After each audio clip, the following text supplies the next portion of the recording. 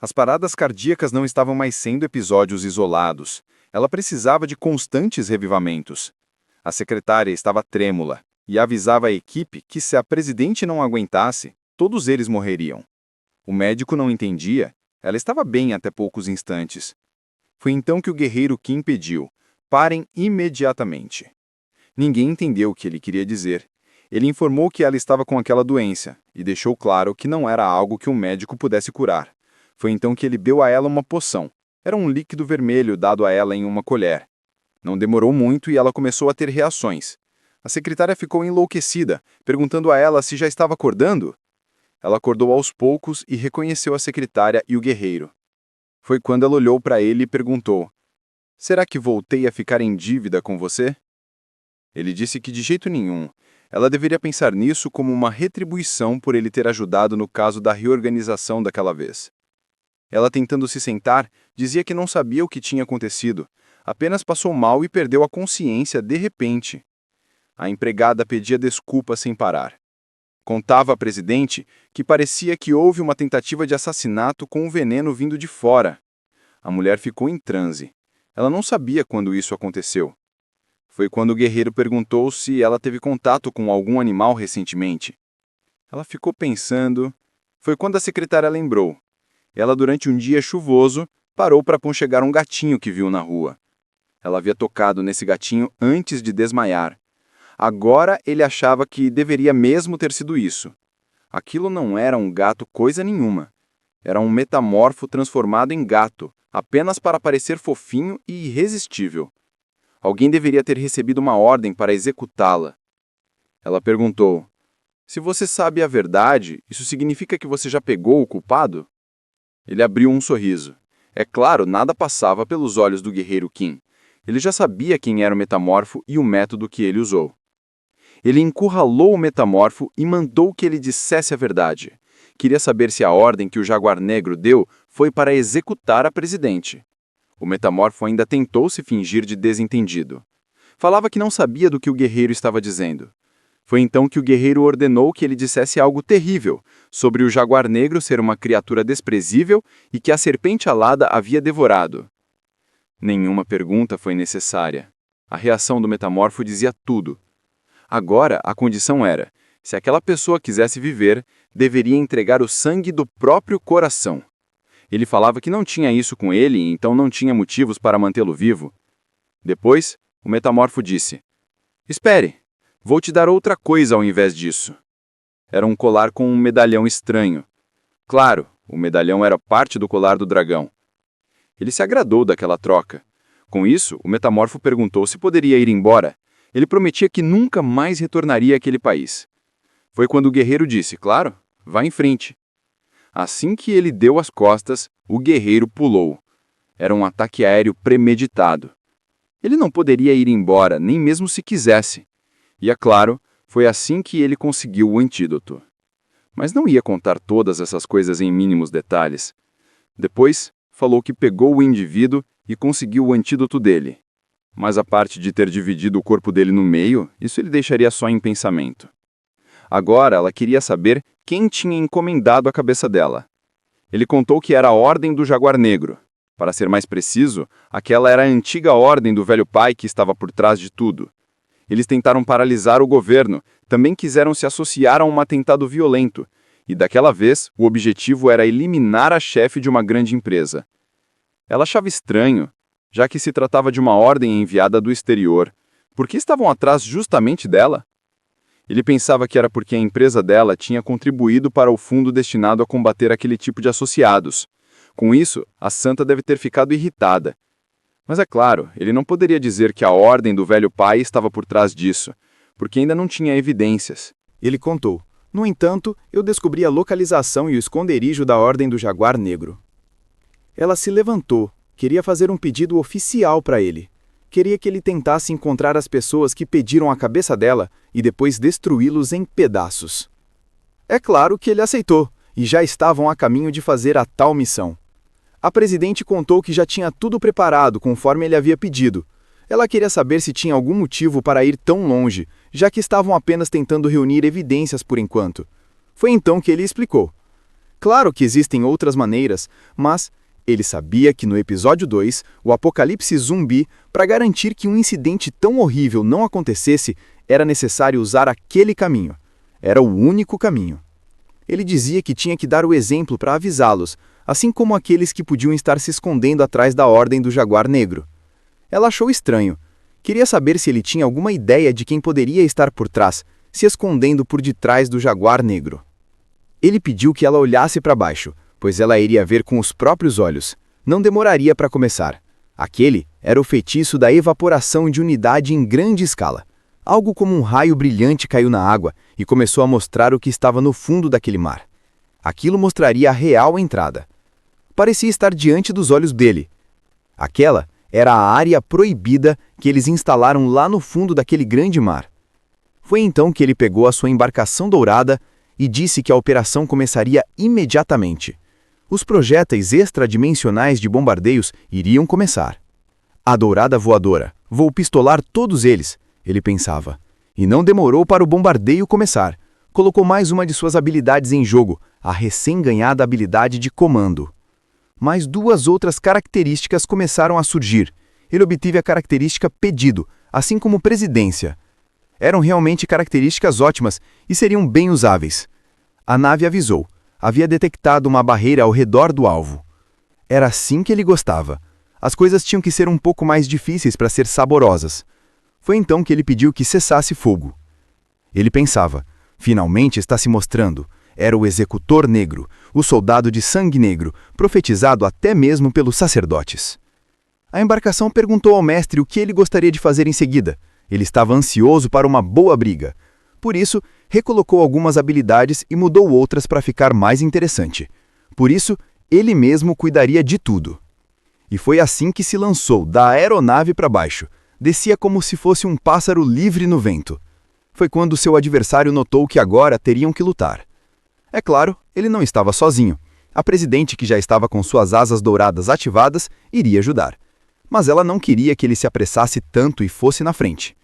Mas quando ela achou que tudo estava calmo, um adversário maior apareceu. E ele estava imbuído de magia negra. Agora estava complicado. Aquele não era um poder que ela conseguisse controlar.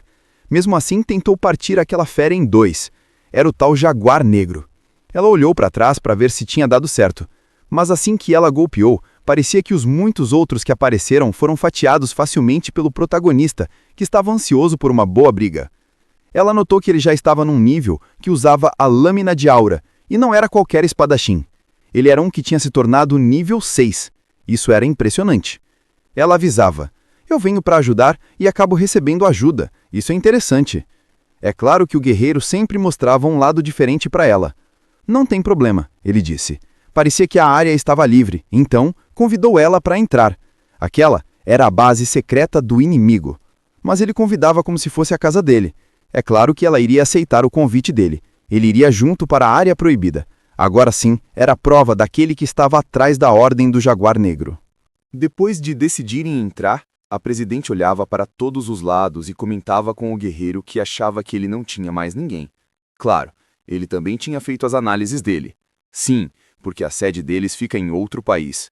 Agora eu estou empenhado em achar os responsáveis que estão causando toda aquela confusão no nosso país.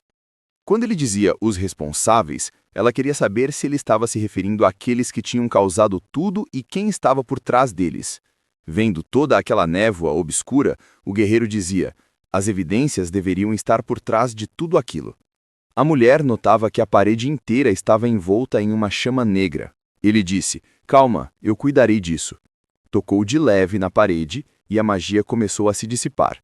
Tudo era tão barulhento e estranho que ela chegou a fechar um dos olhos para não ser atingida. Foi quando outra coisa foi revelada. Era estranho. Ela nem acreditava que existisse um lugar assim dentro da área proibida. Eram joias, armas mágicas e todos os tipos de itens caros. Ele dizia que parecia que aqueles artigos de luxo na pequena gaveta eram os espólios pelo extermínio da presidente que eles julgavam ter dado certo. Foi quando ele começou a balançar alguma coisa e gritou, ei, olha aqui, parece que encontrei a evidência. Era um papel. Nele pareciam estar as coordenadas do contratante. Tudo estava escrito em um código secreto. Foi então que a mulher resolveu dar uma olhadinha. Ela achava que levaria algum tempo para decifrar tudo aquilo e que precisavam de uma ajuda profissional. Enquanto observava aquela folha de papel, o guerreiro pensava: caramba, você se esforçou muito para manter isso em segredo em ordem do velho pai. A presidente se virou para o guerreiro e pediu a ele que deixasse tudo para a equipe de segurança da empresa dela. Tentaremos decifrar o mais rápido possível. Agora ele sabia que teria que se contentar em ter aquele grande grupo ao lado dele. Deixarei isso nas mãos dela, ele disse. Depois da pequena viagem, lá estava ele de novo, frente a frente com a presidente Seong Cheol-won. Ela agradeceu por ele tê-la ajudado mais uma vez. Agora era diferente. Ela chamava ele de Senhor Mestre da Espada. Ele achou estranho. Perguntou por que dela tá falando dele assim. Ela perguntou: ah, então você não sabia? Vou te dizer. Sua história foi amplamente divulgada. Realmente ele não sabia. Todos já estavam chamando ele de Mestre da Espada. Saiu um artigo onde dizia que o dono da espada do Tigre Negro ganhou o título de Mestre da Espada. Não era essa a atenção que ele queria chamar para si, mas agora não tinha muito o que fazer. E mais uma vez, aquela mulher se demonstrava muito generosa. Dizia que ali estava um presente, algo que gostaria que ele aceitasse. Ele perguntou se era uma bolsa de golfe. Ela disse que sim. Reparou que ele sempre andava com uma, então preparou uma melhor ainda, para melhor se adequar aos novos padrões dele. Ele agradeceu. Era muito bom ver que ela se importava tanto com ele. E não era apenas isso, tinha muito ouro, elixir e outras coisas raras. Ele dizia descaradamente que ficava preocupado de estar tomando demais dela. Ela dizia que era natural, não precisava ficar envergonhado por aceitar presentinhos. Afinal, ele havia salvado a vida dela. Ele estava simplesmente eufórico. Sempre soube que podia contar com ela. E ela dizia que ele era completamente diferente dos irmãos mais velhos que nunca o apoiaram. Enquanto ele observava tudo que tinha ganhado e os presentes que estavam dentro da bolsa de golfe, ela falava: nós entraremos em contato com você imediatamente depois que decifrarmos o documento secreto da Ordem do Jaguar Negro. Depois, ela queria perguntar a ele quais eram os planos para o futuro. Ele disse que havia pensado e agora estava decidido. Iria elevar o nível para o nível 7, assim como ela havia feito. Ele pensava que para impedir o episódio 2, precisava ficar mais forte. Com isso, uma nova paisagem se formava. Era o mundo dos deuses. A Grécia, em Tessália. Uma certa multidão estava nos portões. O guerreiro Kim olhava de longe, sem saber direito o que era toda aquela algazarra. Todos gritando: ei, pare de empurrar! Outros diziam: volte para a fila, você não pode pegar o meu lugar assim. Ele, observando tudo, notava que estava bem mais movimentado do que esperava. Mas fazia sentido, afinal, a única maneira de chegar ao Olimpo era através do grande templo de Gaia. E quando chegou o fim do Olimpo, foi ali que ocorreu a batalha final. Ele olhava e sabia direito o que tinha acontecido. Ele sabia que não podia vacilar. Tinha um motivo para estar ali. Encontrar um dos deuses, a ancestral dos deuses e titãs, a deusa Gaia. Ela em pessoa havia chamado por ele. Para entrar naquele lugar com o corpo físico intacto, primeiro ele deveria completar uma certa tarefa. Ele andava em meio à multidão enquanto pensava essas coisas. Depois disso, se ele prestasse as homenagens à divindade, poderia se tornar um ser espiritual também. Pensava em ganhar privilégios da imortalidade. Ficaria mais fácil para ele derrotar certos inimigos. Ele pensava que se tivesse que montar em alguma coisa, não seria um Pégaso. Achava eles muito feinhos. Se fosse para uma montaria, queria algo mais selvagem, bestial. Mas isso não vinha ao caso. Ele continuou a andar até que foi parado por 2 guardas em frente ao portão. Um deles falou: prazer em conhecê-lo, guerreiro Kim. O outro disse: Paladino Kim, somos os guias deste local. Ele achou estranho já ser conhecido naquele local. Foi quando um dos guardas falou que tinha certeza que ninguém ali desconhecia a presença do Guardião do Estigma, e todos queriam guiá-lo. As pessoas do lado de fora ficaram fascinadas vendo aquele guerreiro, ainda mais quando souberam que ele era o guardião total do Estigma e também já tinha passado por diversos outros países fazendo as suas missões. Dentro do palácio, ele não achava que um dia veria realmente tudo aquilo. De pé, era espetacular. Quanto mais andava, mais ficava eufórico e observava tudo. Cada pedacinho era muito chique e bonito. Tinha uma vibe diferente em comparação com os templos de Thor em Estocolmo. Ele deveria aproveitar ao máximo o título de Paladino Honorário da Ordem de Gaia. Não demorou muito e ele chegou ao local onde já estava sendo esperado. Aquela mulher à frente se apresentou e também pediu a ele que o pergaminho deveria contar a tarefa escrita.